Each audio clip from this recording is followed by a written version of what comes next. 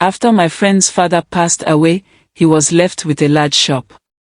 My friend, who was 26 years old at the time, decided to move the business to a new state. He wanted to rent a new shop there to sell high-quality dresses and jewelry. The shop's old location no longer had anyone to manage it, so he felt it was the best option. I supported his decision, believing that a good location could help his business succeed. A couple of months later, my friend called to tell me that he had found a new shop and had moved into it. He had meant to call me earlier but had forgotten. Now he wanted to let me know. I was happy for him and asked for the address of his new shop so I could visit. When I arrived at the new location, I noticed that the plaza where his shop was situated looked strange. Many of the shops were closed, and the few that were open had very little stock. The whole area had an empty, lifeless feel to it. It was clear that the rent for these shops might not be covered by the business activities taking place there. I called my friend to get directions to his shop.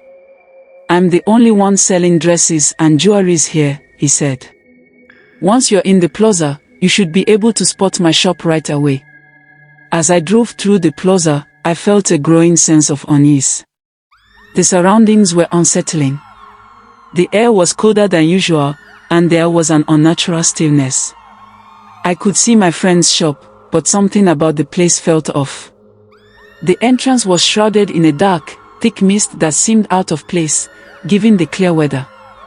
As I approached the shop, the darkness around the entrance grew more intense. I saw the wrappers displayed outside, but there was something eerie about the scene. The dark mist hung heavily around the shop, almost as if it was alive and moving. It gave the area a sinister, foreboding look. When I got closer, I saw something truly disturbing. There was an old woman sitting in a chair outside the shop. She was fanning herself with an old, tattered fan. Her appearance was unsettling. She looked more like a ghost than a real person. Her eyes seemed to follow me with an eerie, malevolent gaze. The figure was translucent and faintly glowing, adding to the otherworldly atmosphere. Inside the shop, things were no better. The air felt heavy and cold, and the smell was musty, like old books and forgotten places. The shelves were filled with dusty, outdated dresses and rusted jewelry. There were no bright, new items, just old stock that seemed to have been there for a long time. The shadows in the corners of the shop seemed to move on their own, adding to the eerie feeling inside. I decided I had to tell my friend what I had seen. I approached him and described the dark mist, the ghostly figure, and the unsettling atmosphere of the shop. I warned him that if he stayed in this plaza for a year, his business would likely fail, and his shop would be left empty. I explained that the plaza seemed cursed, and the dark presence was a sign of spiritual interference. He was curious and asked me to explain why I thought so.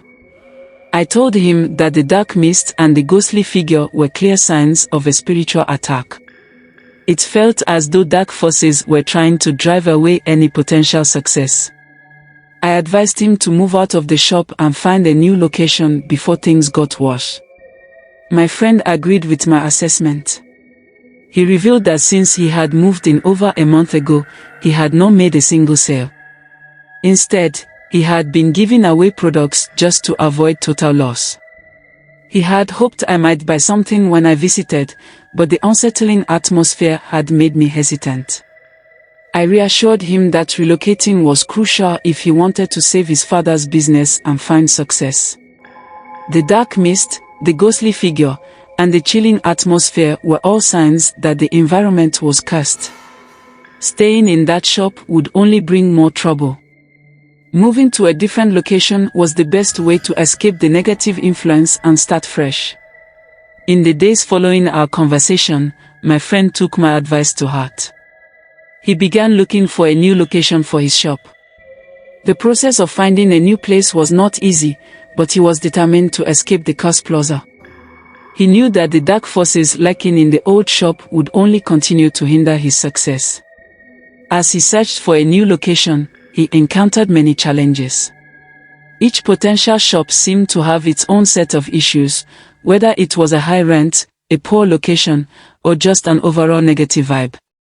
Despite these difficulties, he remained hopeful.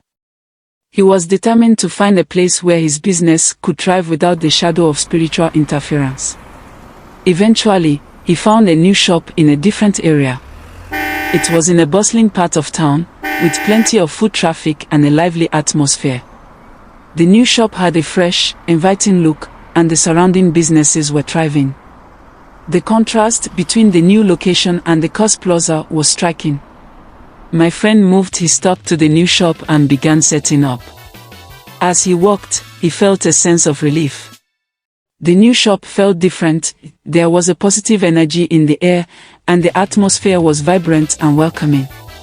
He was optimistic about the future and hopeful that the change in location would bring better results for his business. Over the next few months, things started to improve. My friend began making sales and building a customer base. The new shop was doing well, and the dark clouds that had once hung over his business seemed to be a thing of the past. He was grateful for the fresh start and the chance to move away from the negative energy that had plagued his old location. Reflecting on his experience, my friend realized how important it was to trust his instincts and be aware of the unseen forces that could impact his success. The cost shop had been a challenging and frightening experience, but it had also taught him valuable lessons about the influence of environment and the importance of moving away from negative energy. As time went on, his new shop continued to prosper. The once scarce business had transformed into a thriving enterprise. My friend was relieved and happy to see his father's legacy flourishing in a positive and successful way. The dark chapter of the corset shop was behind him, and he looked forward to a bright future filled with new opportunities and success.